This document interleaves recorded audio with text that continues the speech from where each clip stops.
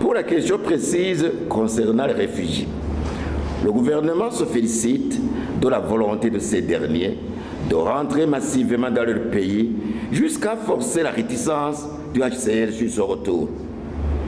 Un premier convoi est arrivé de la Tanzanie ce jeudi 7 septembre 2017.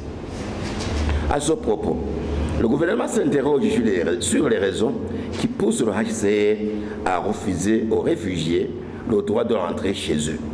Et surtout, les raisons qui le poussent à publier des chiffres qui dépassent tout entendement.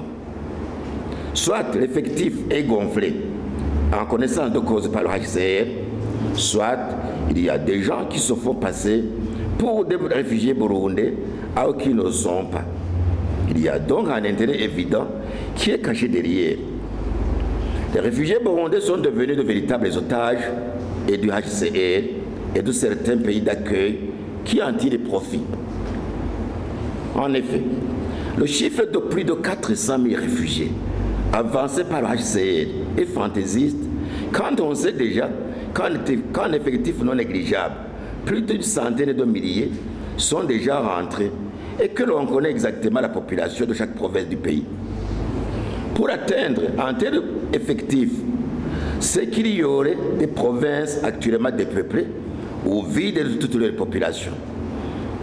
Il faudra alors désormais procéder à un recensement et une identification conjointe de ces réfugiés pour être d'accord avec les chiffres régulièrement avancés par l'HCR.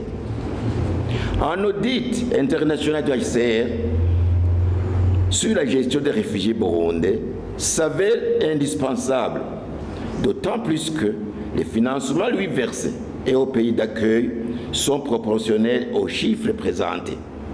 Une des raisons qui pourrait expliquer ces chiffres exagérés.